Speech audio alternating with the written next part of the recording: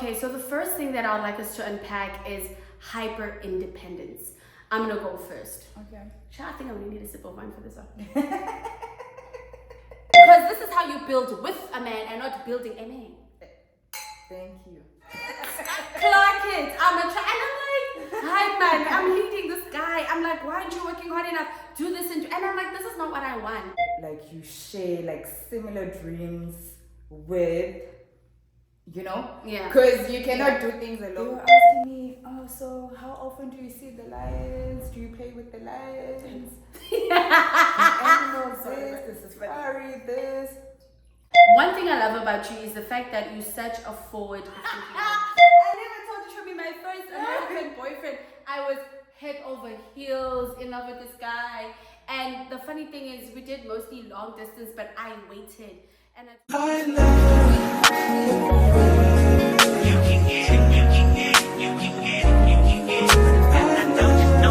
Hello, my superstars. Welcome back to my channel. It is another segment of Wind Down Wednesday. But before I go on about the title of the video, I'd like to introduce you guys to my dear friend Emma. Hi guys, welcome to my YouTube channel. I'm joking.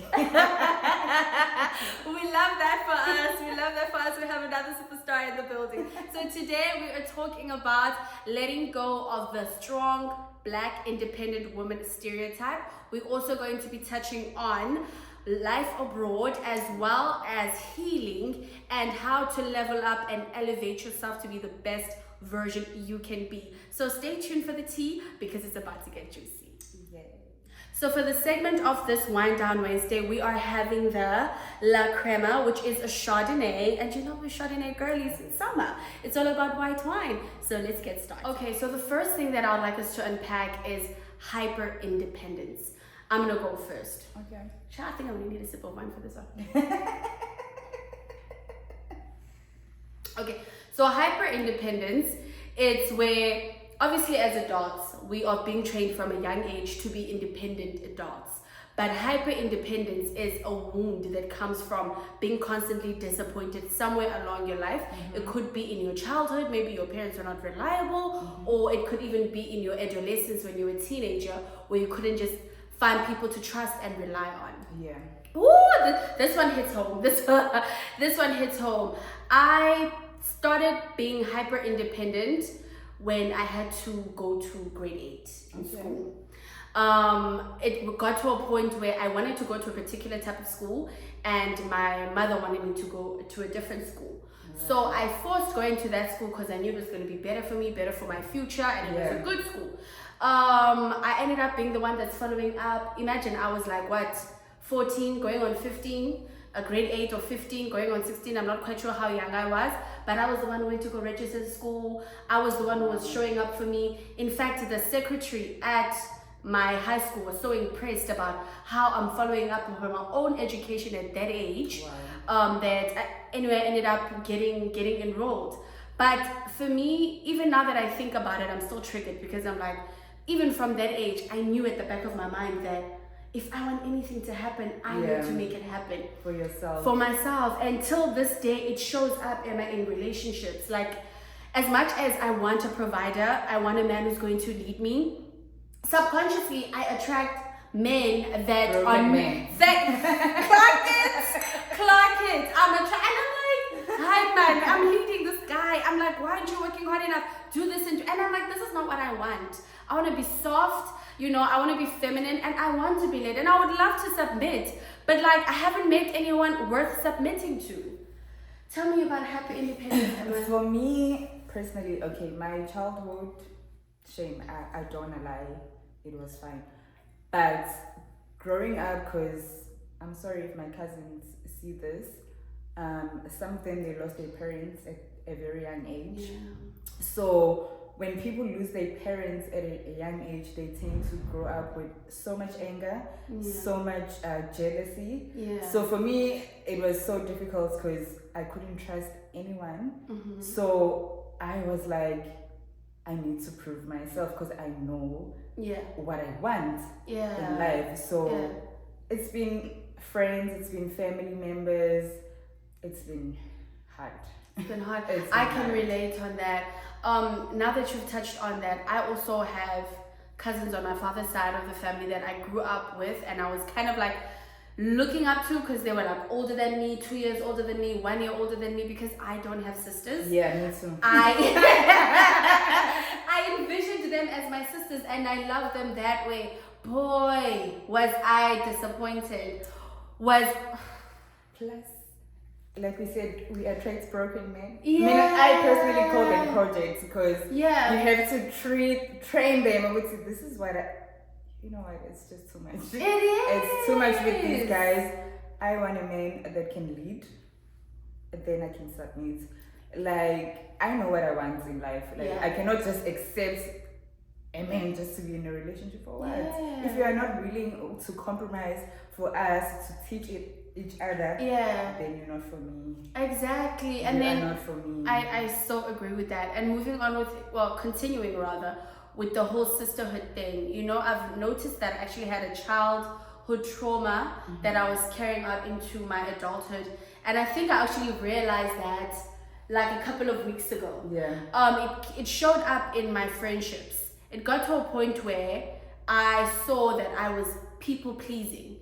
And that was the little girl in me showing up when I was disappointed by my own blood, my sisters, my cousin sisters who didn't show up for me. So in at the back of my mind, I kind of felt like, oh, I'm not worthy of good friends. I'm not worthy of this. Because I literally have 2 good friends back home. Which is good. Just like, 2. You don't need a crowd. Right. and that is something that I needed to learn. And I'm like, why is it every time I meet like a huge group of people, there's always like certain, I don't know, weird vibes, cattiness and all of that. And I've worked so hard to try to be peacemaker, to try to like please people in a sense. And even though I don't want to be a people pleaser, but for the sake of peace, I ended up becoming a people pleaser. And that really betrayed a sense of myself. Because every time I'm like, hey, bro, I'm kind, I've done this to this person, for this person. But like not even once have they reciprocated the energy. Can we talk about that? Can we talk about people pleasing and the lack of sisterhood within women as general? We don't have to be close friends or family, but in general. For me personally, first of all, I'm not a follower. I do things my way. Yeah. Because if I have a conversation with you and I see that our conversation, they don't align, my dreams and your dreams, they don't align, why should I please you? Why? Yeah. Because automatically, if I'm speaking in a certain way and I see things in a certain way and you don't, jealousy will creep in. Yeah. You will think that Emma's trying to be better than me. No. It's not about that. And let's talk about that. Like, because what I've noticed is that every time when you appear different or you're more razor focused, people always assume that you think you're better than them, or you this and you that, or you think you all that. And that's necessarily not it. You just have a vision for yourself and you know where you want to go. Exactly. And unfortunately, sometimes when you know who you are, your light will irritate people's demons. And that's why you shouldn't be a people's pleaser. Don't be a follower. So now we're going to talk about staying true to yourself. How do you stay true to yourself and stay grounded? Grounded, obviously, it's God first. For me, I'm a spiritual person. Secondly, my ancestors. If my ancestors are happy with me, if God is happy with me, I'm good. And just stay focused. If you get distracted, find something else to do. And remember your goal. Remember why you're here on earth. Your dreams might not be the same as my dream. So your focus and my focus, it's totally different. But always also try to find someone that like you share like similar dreams with. You know? Yeah. Because you cannot do things alone. You need someone. You need a friend. You need someone. Because I might know something, or I might not know something. She would know something, and she will, help me to stay focused and grounded. And vice versa. That is very true. And for me, what really helps me, especially being far from home, it's the word. Meditating on the word seriously helps. Every time I'm confused about what's going on in my life, why certain things are going this way and not the way that I want them to go, I read the word and I remember who I am in God's eyes.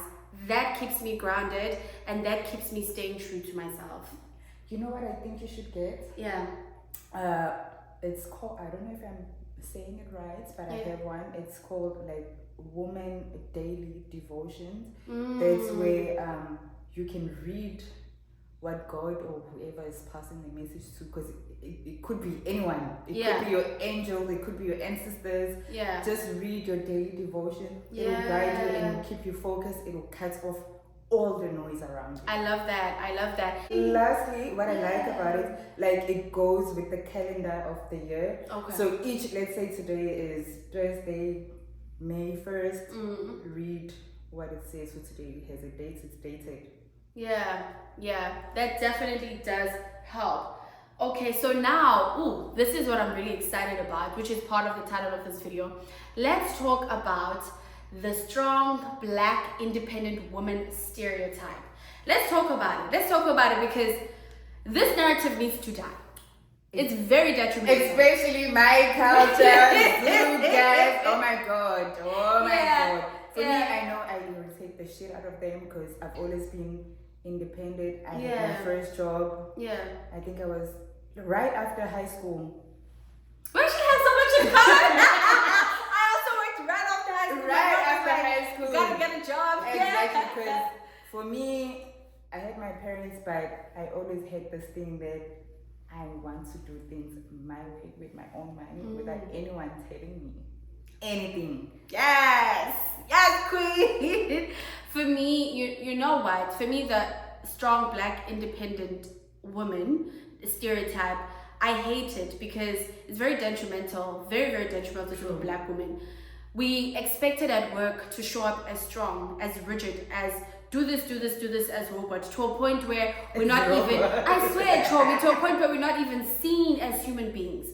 We're not even felt. Like, you can even have a complaint. Like, our pain is like, it goes above palm-colored people's heads. It's like, yeah, but you're Black, you can take it. Your ancestors took worse. No, we are not our ancestors. What year? You know what I mean? How many years ago was that? Thank you. We are their wildest dream. We are here to break those curses, to break all of that, and to appear as soft, feminine women and just embody what it is to be a woman. I'm not supposed to work twice as hard. I'm not supposed to be doing 3 people's work as one person. No. And the funny thing is, Emma, that society does not expect this of other women, white women, other women of color, to be doing all of this, to be overperforming. But why is it when it comes to a Black woman, we have to be exceptional, we have to do, no.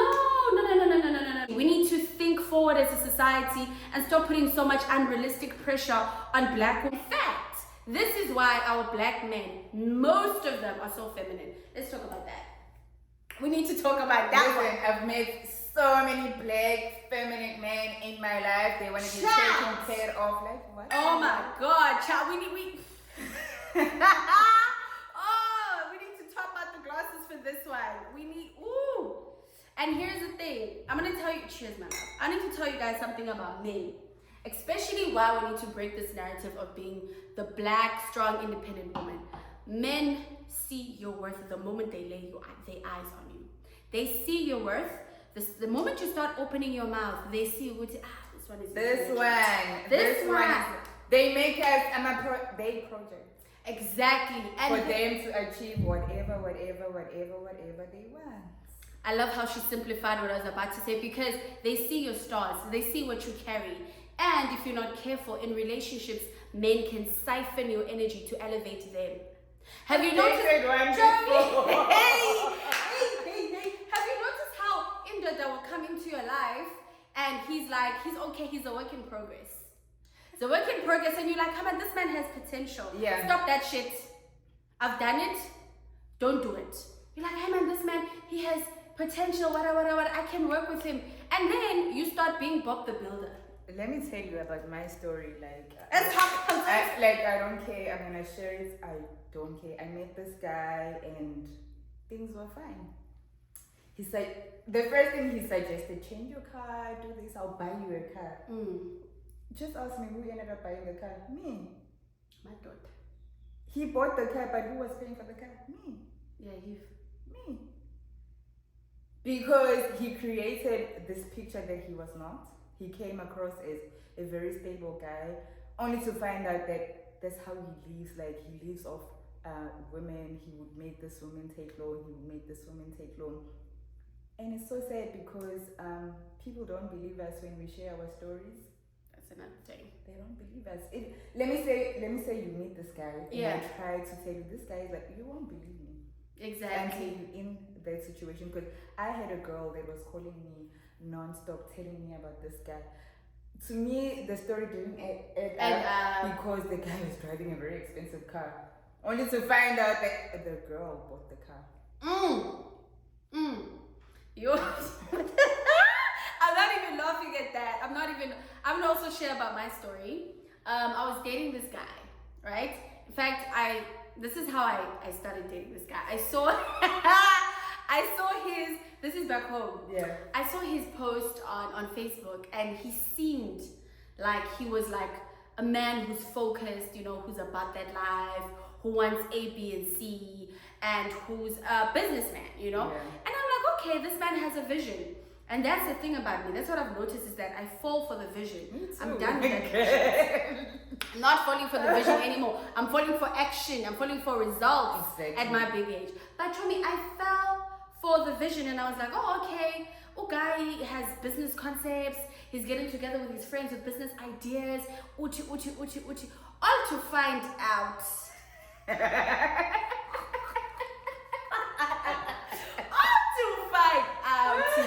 Oh, guy was good here. Yeah, Like, they're all like that. Trust me. He's a dreamer. There's very smart, Bonnie, but in manipulating other people. Thank you. There we go. Oh, guy, he's a dreamer, and he did not have emotional intelligence, and he was the type of person who talks. So, I want to do this. I want to do this. I want to do this. I want to do this, which is great. And then he will align himself with people who are interested, but when it came to action, he left. So when I was in the relationship, he came, okay, so this is how he wooed me. So we started dating. On our first, we started talking, and then eventually he took me out on a date. We went into the city. He booked us a suite at the Taj. Chomi, I was like, okay, this guy knows his stuff. Booked us a suite at the Taj. It was amazing. Fine, yes, I joined. I ended up dating, and then I found out, okay, he still lives at home. Still lives at home at Pekiko Kwabo. For me at the time, I didn't see that as a red flag, which I should have. Because I was already dignitized, honey. So, but when that happens, you don't see the red flags. Didn't see that as a red flag. I was like, no man, he has potential. And at the time I met him, his car had broken down, and basically, the car? No, he did shame. No, he did. Oh no, he did shame. But there was times where he was contemplating whether he should sell his car because it's like too much, and he was not forthcoming about his financial situation. Because I'm big on dates. I'm big on us. Men, they don't like sharing. Yeah, but. And I'm big on us going out. You know, my birthday came. Okay, we did dates. But it got to a point where I peeped him out. One in one. And then I was like, okay, it's okay. He would take me out on a date. Ne? And then he'd be like, babe, no, he would pay for the date. Yeah. But the next visit would be like, hey, like I'm low, blah, blah, blah. And I'm like, okay, no, it's not a problem. We'll just chill in your apartment. That's how they trick you. And then I was like, no, it's not a problem. Then we'll pick Misha. And I said, no, it's not a problem. We'll chill at your place, blah, blah, blah, blah. We'll cook and whatever. We'll do Netflix and chill. I find Zayanza. Okay, fast forward. It was my birthday. Then I suggested we go to the silo. He booked. She said, no, let's go to the granary for dinner for my birthday. And then he was like, oh, and I was like, oh, we have to make a deposit of, I think it was like 200 or something. It was not a lot of money. I think he was like, our high standard. Trope, no, you have to have. They ain't guys. Because I was like, no, we have to book. And then he was like, I have to pay this amount of money. And I'm like, no, relax. This money that you're paying is going to go to our bill. It's just a deposit.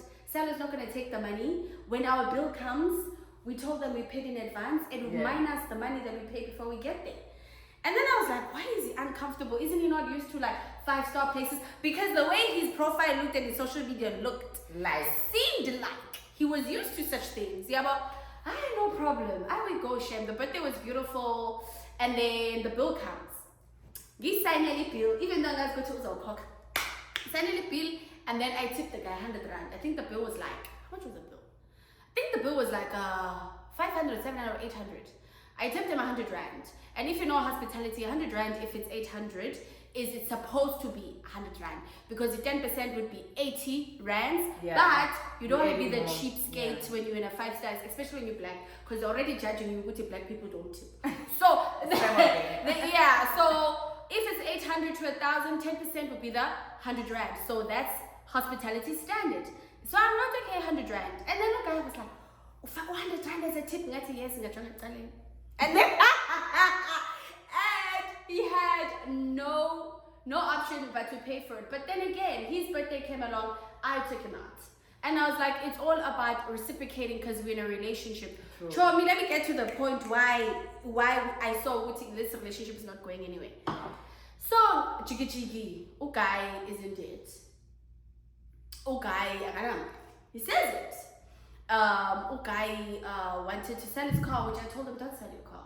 You have a Beamer.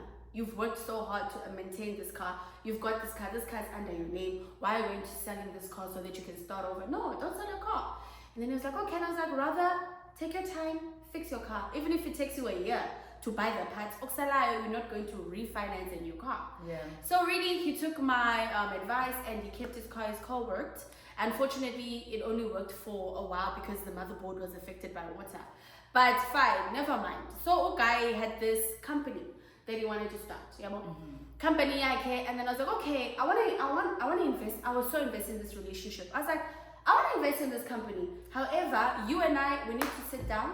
We need to have a business contract. Yes. Because it's not my story. That's like exactly what I told him. Exactly like I was like, no problem. We can build this together. I don't mind, but I need to see. Draw me up your vision. I need to see your mission of this business, and I need to see where you want to go and what it is. Because the way you are talking to me about it, there's a gap in the market, and this can be very successful. However, show me what you're about, and also tell me how much shares you are willing to sell me, because I want to buy in. I was stigmatized, yes, but I want to buy into the company. Of course. Because this is how you build with a man and not building a man. Thank you. About life abroad and what had inspired you to come and live and work overseas. When I was young, I've always had a vision to live bigger. I wanted to travel the world. My parents wanted me to be a teacher, but in my mind, because I had this vision, I wanted to travel the world and see other countries, explore, learn about different countries. It create a vision board. I'm currently living what I created maybe 10, 15 years ago.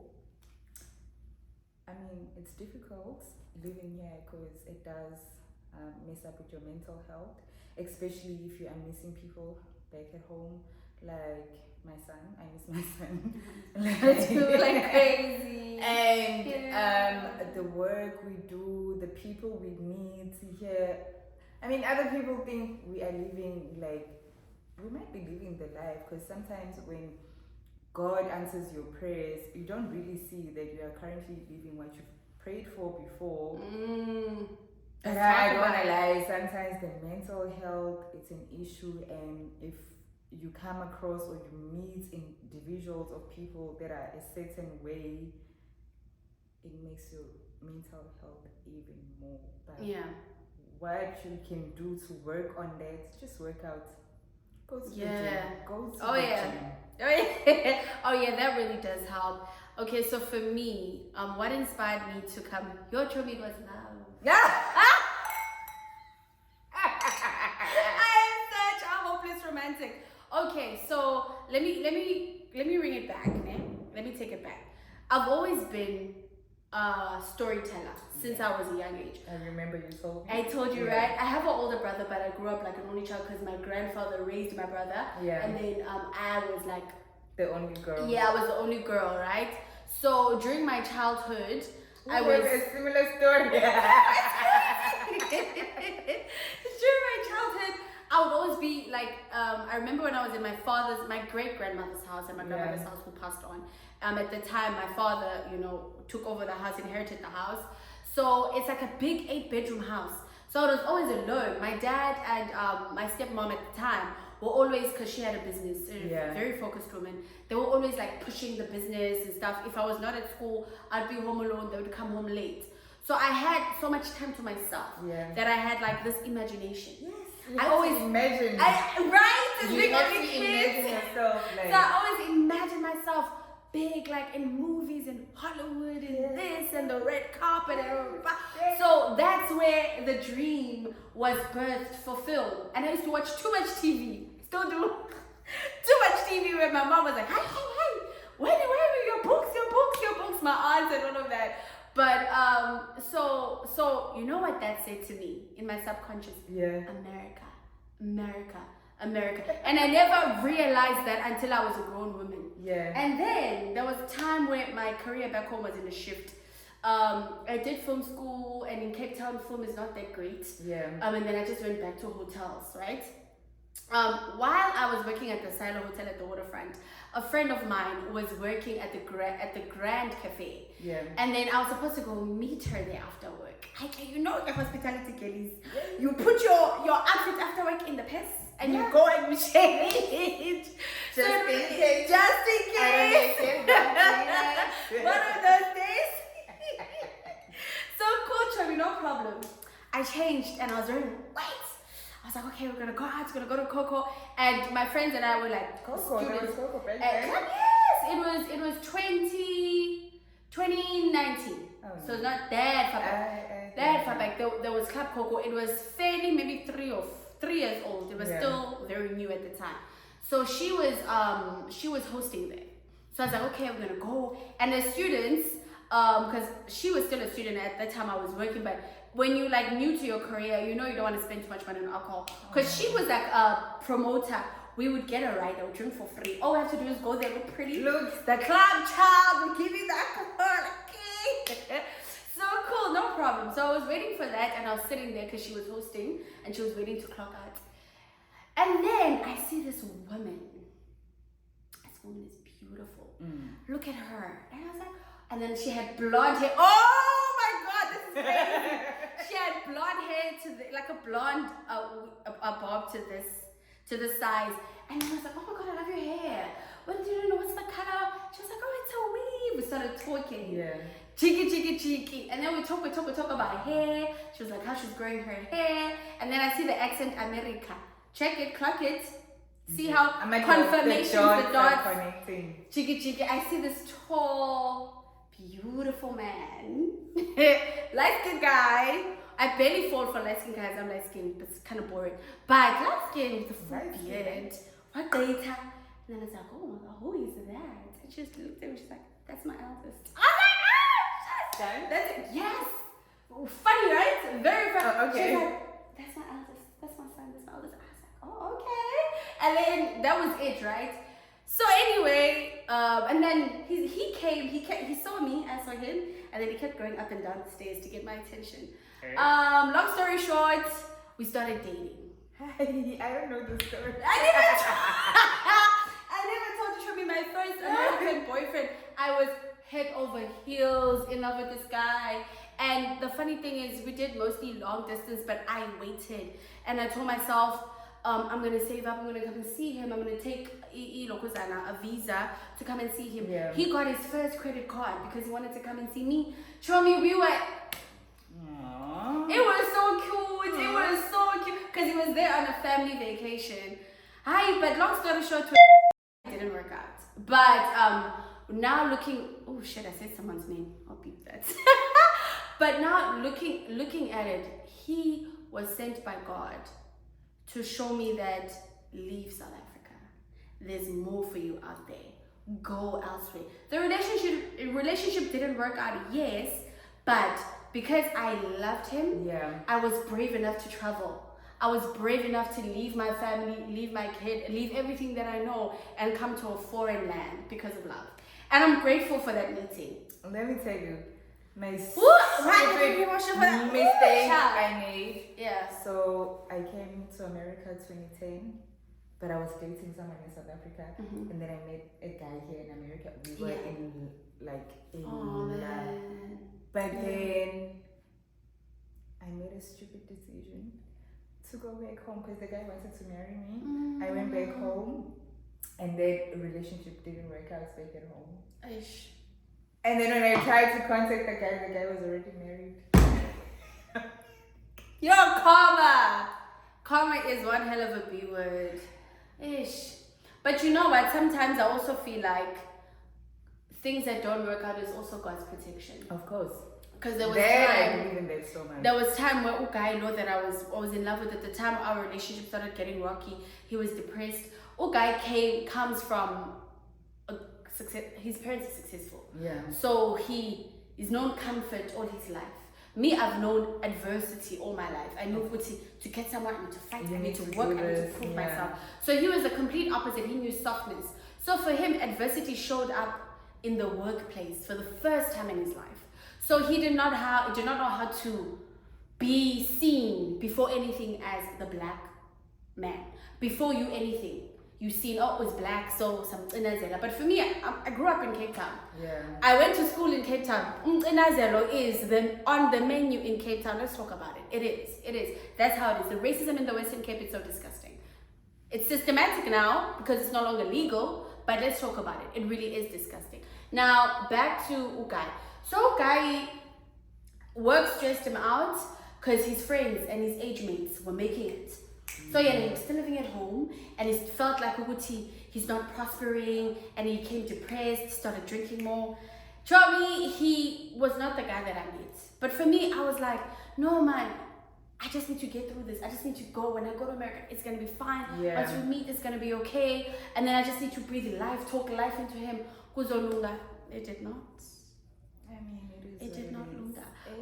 It is what it is. But look at me now. Look at me now. I had to block him recently. You know that he was still stalking me till this day on Instagram. Culture shock of when we arrived in America for the very first time. And then we're going to talk about dating in America. Yes, dating Americans, honey. We're going to talk about American men. Okay? But let's start with the culture shock. I remember when I first came here in America, people were asking me stupid questions. I'm not even going to sugarcoat. It was stupid questions. They were asking me, oh, so how often do you see the lions? Do you play with the lions? The animals, this, the safari, this. And they were shocked that English is our first language in South Africa. I don't know what they thought we speak. And it also irritates me that people don't teach themselves. They just go with whatever the media shows them, because most of the things that the media shows people here in America, it's like 90% wrong. Unfortunately, it's 90% wrong. For me, if you want to learn about other people's country, culture, where they come from, just teach yourself or just travel. Yeah. Save money, go on a vacation to South Africa, baby, and come back and tell us. And the funny thing is, my recent ex, I was showing him a video. I think it was it a black coffee video? I think it had black coffee in the soundtrack. And then he saw Senton. He was like, "This is Africa." They think we come from the bushes, the mountains, we wear cow skin clothes, whatever. They think. And I'm like, yeah, what do you think? And he was, no, I'm just asking. And I'm like, yeah, this is Senton. It's in Johannesburg. South Africa is very beautiful. It's beautiful. And for me, it's crazy that people who live in a first world country are so close-minded. Like, can you think for yourself outside of what the media is showing you? And Africa, again, is a continent. It's a continent. Not a country. South Africa, down at the bottom. Thank you. It's a country. my gosh, they'll literally be Americans will come up to you and be like, I have a friend in Nigeria. Do you know him? Like that lady, I won't mention the name. Okay, yes, that's what I'm talking about. Okay, so there's this lady we know. Her daughter is pregnant with some guy in Africa continent. We're going to spill the tea, all the tea, honey. So now, just because we're from South Africa, she thinks it's the same place. No. We've got like what, 50 something countries, if not 40 something in the continent of Africa. I don't even know. I'm gonna Google it and then I'm gonna write it right here how many countries we have in the continent. And it is so big. And fun fact, I know it's off topic. Did you know that Africa is actually bigger than Asia, the continent of Asia? It's also bigger than continent of North America. However, in the map, they draw it as if it's smaller so that you as an African can feel smaller. I hope you clocked that. And let me talk about the continent, not my country only. Yeah. Africa is beautiful. Like now that social media is like out there showing things, different cultures, different what. It's beautiful. It really is. Like Kenya is on my list. Me too. For my vacation. I want to go. Have you seen when they have this? I think there's this hotel, right? With the giraffes. There's this hotel with the fancy giraffes. I know that one. I want to go. The ones that you get to feed during breakfast. Yes, I know that. So it's that one, and then there's this one in I think Kenya, Tanzania, something like that. I want to go to Tanzania. There's this house, Zanzibar. There's this house in the middle of the ocean. It's like a traditional house, and it's on my bucket list. Oh, I also want to see Morocco. Mm-hmm. Morocco for the beautiful country, the spices, the skincare. Beautiful. Definitely Egypt, because how can you not want to see Egypt and all its glory? Of course. I want to see Egypt, and I want to be able to. I had actually this interest about ancient Egyptian culture, so I would like to go to the pyramids and be in the River Nile. I would really love to see that. Yes, and I would love to go to Nigeria simply to go clubbing. Those people know how to party. No, they do. That is the only reason I like to go to Nigeria, just to jail for the feel good sorry time. for our future husbands because I will shame. My ex used to tell me, "It's where I'll find you." Saying, "I'm in Paris." Yes, of course. Paris as well. I really need to go to Paris simply because there's a fashion urge that points me to Paris. Yes. I love to go to Paris. And I bought an outfit like because I was thinking about Paris. Okay, so it was like inspired by Paris. Love that. I just need love a day that. to make. Yes, I think it's very beautiful. I love and I have the hats, you know those hats. Yes, the berets. Yeah. One thing I love about you is the fact that you're such a forward-thinking woman. You're such a visionary. And another thing that inspired me is that you live in your truth. You're not shy away of who I'm you very are. shy.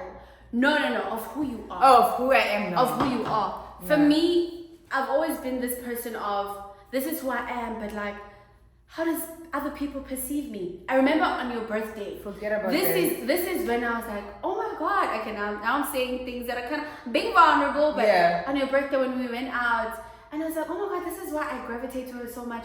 Chomi, you stand on what it is that you want for you. Yeah. You're so confident about what it is, whether what you require out of life, whether the standards that you have of friendships or a man or anything, and you walk in your truth. And I was like, this is why I like this girl. It makes sense now. Listen, let me tell you guys a story. I met her, we were working in the same place, she was new. I think I was the first person who sent you a text message. Yes, and you I was the first person who invited you for a drink. Yes, you are. Yes, it's on the vlog. It's one of my first vlogs when I came into Dara. Go back, you'll see it. Yes, you are. Went to the Ray. Yes. Like, in life, like, don't ever... I don't even care about how my mother thinks. One day she will die. That's very true. I'm just living my life. It's my... She gave birth to me and I'm thankful for that. But it's my life. I have to live it the way I believe it. Whoever says words, the noise on the social media, this, because I'm a spiritual person, I believe in that. And I personally understand why I went with that route and why I understand it, which I cannot share, Mm-hmm. but it's my life. Yeah. I do things my way. Yeah, and I feel like that's also like a big lesson that I need to learn. And you know, for me, when I was born, not when I was born because I didn't know it much.